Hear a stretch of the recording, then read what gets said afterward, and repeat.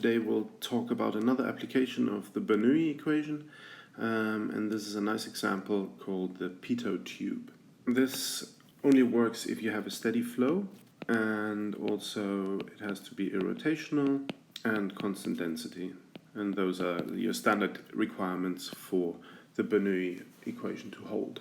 The Pitot Tube can be used to measure the velocity of wind in a duct or a current in a duct. It can also be attached to a ship, and then if the ship's going at a steady velocity relative to the water, you can use the pressure in the Pitot Tube to infer how fast the velocity of the ship is. Here we'll look at a particular setup with a flow in a duct where you have 2 points. So let me just sketch this out. So we'll consider 2 points here. The first one being upstream of the Pitot Tube. This here is the Pitot Tube. And there's an opening at this point x1. And then the second one being right here in front of the Pitot Tube, right at the opening of the Pitot Tube. And that's going to be x2. And these two lie on the same streamline. So we have a streamline here, and as we know that along a streamline the Bernoulli function is constant. So u squared over 2 plus gz plus p over rho, which is b, is constant. So how does that help us in determining the velocity of our flow? Well, so we assume that we have constant velocity u coming in here. So this is u.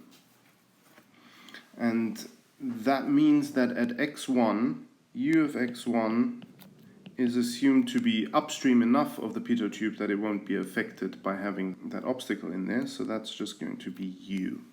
U of x2, since this is right here at the edge of the Pitot Tube and the water in the Pitot Tube has to be stagnant, right? There can't really be any flow in here.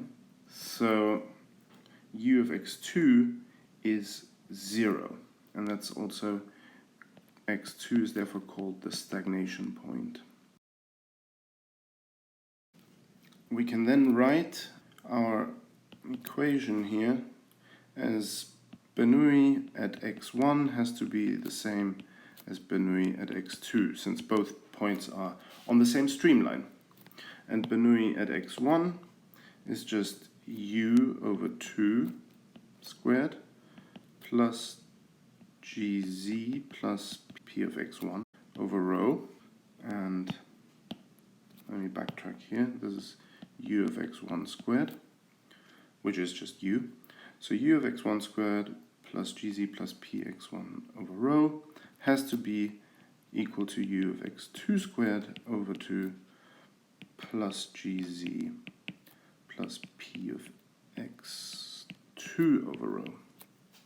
Now, this term is 0, since u of x2 is 0, and these two terms cancel since both x1 and x2 are located at the same height.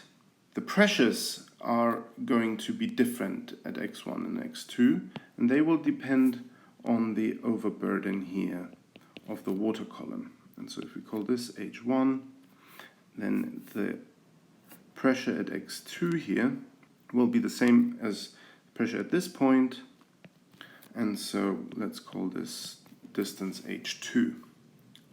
Now, once we've cancelled the terms down here, we can rewrite this as u squared over 2 plus px1 over rho is just px2 over rho.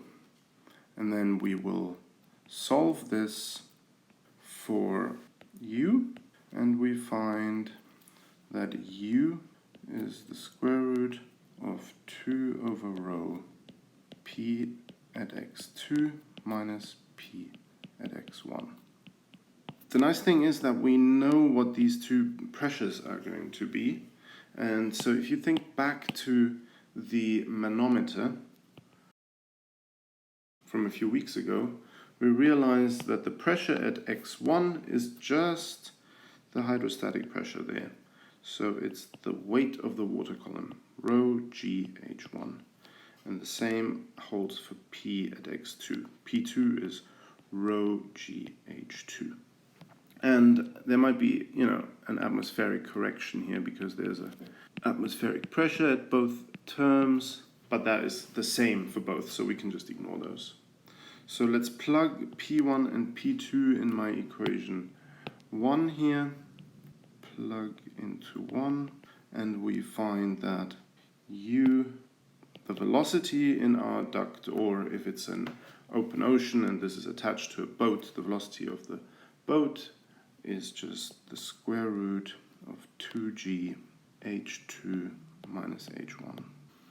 And so if you can measure this distance here, d, that's typically the only thing that you need to measure if you have an open surface, and then you can infer how fast your flow is, or how fast your boat goes.